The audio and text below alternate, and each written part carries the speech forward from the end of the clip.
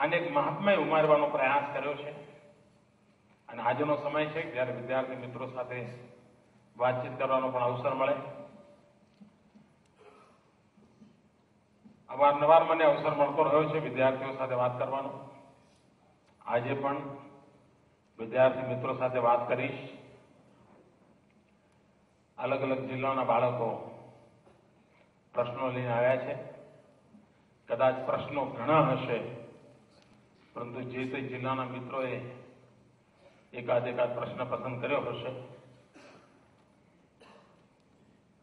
આ પ્રશ્નોત્તરી એ મારી પરીક્ષા નહીં હોય એવો મને વિશ્વાસ છે.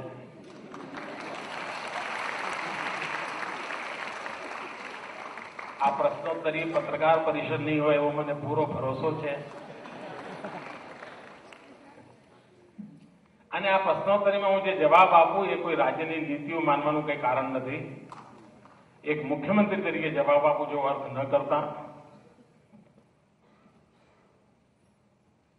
હું પણ એક વિદ્યાર્થી છું.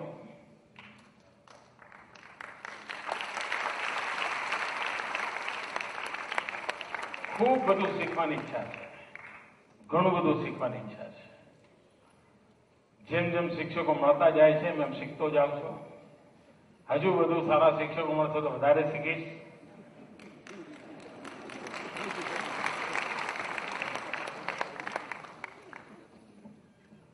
તો એક વિદ્યાર્થી ભાવથી વિદ્યાર્થી મિત્રો સાથે ગપ્પા ગોષ્ઠી કરવાનો આ સમારંભ છે. મને પણ એનો આનંદ આવે છે. પણ મહેરબાની કરીને એને કોઈ રાજ્યની નીતિ કે રાજ્યના દ્રષ્ટિકોણ સાથે ન જોડે. રાજ્યની જે નીતિ હશે એની પ્રક્રિયા છે, પ્રક્રિયા પ્રમાણે આવતી હોય છે ને એ રીતે આવશે. કારણ ઘણીવાર કોઈ એવો પ્રશ્ન આવી જાય ને પછી મારા મનની લાગણી વ્યક્ત કરું, પરંતુ પછી હું જઉં પછી ઓફિસરો કે સાહેબ આ તો આપણે ત્યાં શક્ય નથી. અને એટલા માટે એને એવી રીતે ન લેતા એક સહજ ભાવથી બાળકો સાથે આપણી વિચાર ગોષ્ઠી થાય. જે વિદ્યાર્થી મિત્રો મને જોઈ રહ્યા છે, મને સાંભળી રહ્યા છે, પ્રશ્ન પૂછનાર કદાચ તમે નહીં હો, પણ તમને પણ લાગશે કે આ પ્રશ્ન તમારો જ છે. કારણ તમારા મનમાં પણ આવા જ પ્રશ્નો ઉઠતા હોય છે અને એવા પ્રશ્નોનું પ્રતિબિંબ તમારા જ કોઈ સાથી મિત્રોએ પાડ્યું હશે. તો જરૂર એ પ્રશ્નોત્તરીમાં તમે તમારી જાતને પણ જોઈ શકશો એવો મને ભરોસો છે. ફરી એકવાર સન્માન પ્રાપ્ત શિક્ષક મિત્રોને ખૂબ ખૂબ શુભકામનાઓ. આ વર્ષે 12, 13, 14 નવેમ્બર શિક્ષણમાં ગુણવત્તા એનું એક અભિયાન આપણે ઉપાડવાના છીએ. અને મેં આગ્રહ કર્યો છે કે ગુજરાતના યુવાનો ગોલ્ડન જ્યુબિલી યર નિમિત્તે 100 કલાક આપે. 100 કલાકનું કામ. એ 100 કલાક આ રાજ્યની ભલાઈ માટે ખર્ચીએ આપણે. સરકાર એની યોજના લઈને આવશે, પણ બધા જ યુવકોનો મારો આગ્રહ છે કે આવો આપણે નક્કી કરીએ હું એક વર્ષમાં 100 કલાક જે સમાજ મને આટલું બધું આપે છે એ સમાજને હું 100 કલાક આપીશ.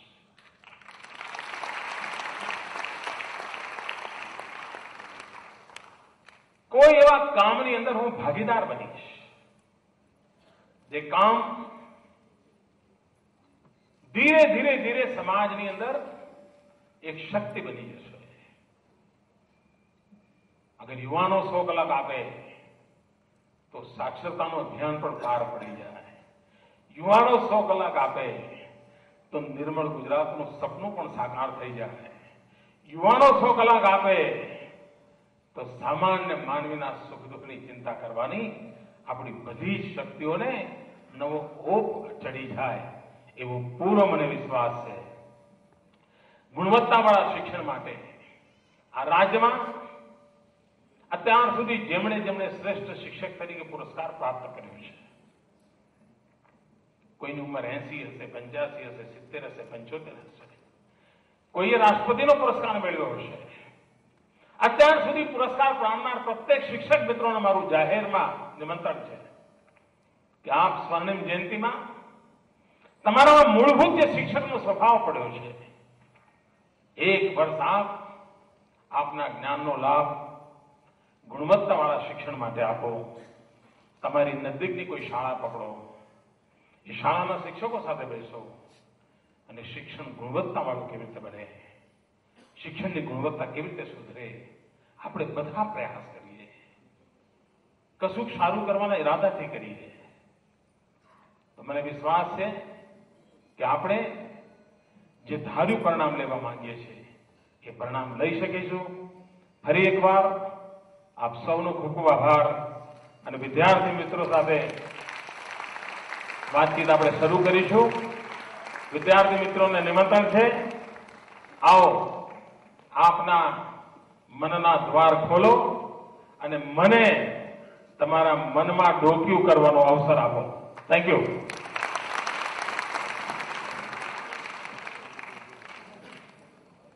સતીશુ જાયદેશ. માનનીય મુખ્યમંત્રી શ્રી, મારા પ્રણામ. મારું નામ જ્યોતિબેન મહેશભાઈ તરવી છે. હું પ્રાથમિક શાળા જડિયા, તાલુકો નાંદોદ, જિલ્લો નર્મદા, ધોરણ 7માં અભ્યાસ કરું છું. આપ શ્રી રાજપીપળામાં રાષ્ટ્રીય પર્વની ઉજવણી કરી તે બદલ હું આપનો ખૂબ ખૂબ આભાર માનું છું.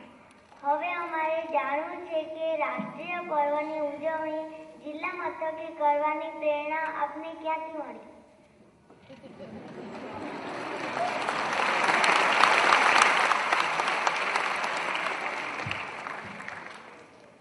આ વખતે રાજ્યનો 15મી ઓગસ્ટનો કાર્યક્રમ રાજપીપળામાં હતો અને તેથી રાજપીપળાની આ દીકરીના મનમાં એનું કૌતુક થાય બહુ સ્વાભાવિક છે. કારણ આવો એક આદિવાસી તાલુકો હોય અને સરકારના ધાડે ધાડા ત્યાં ઉતરી પડતા હોય, બધા જ મંત્રીઓ ત્યાં જતા હોય, અનેકવિધ વિકાસના કામો થતા હોય તો કોઈને પણ મનમાં પ્રશ્ન ઉઠે બહુ સ્વાભાવિક છે. સામાન્ય રીતે આપણે ત્યાં 15મી ઓગસ્ટ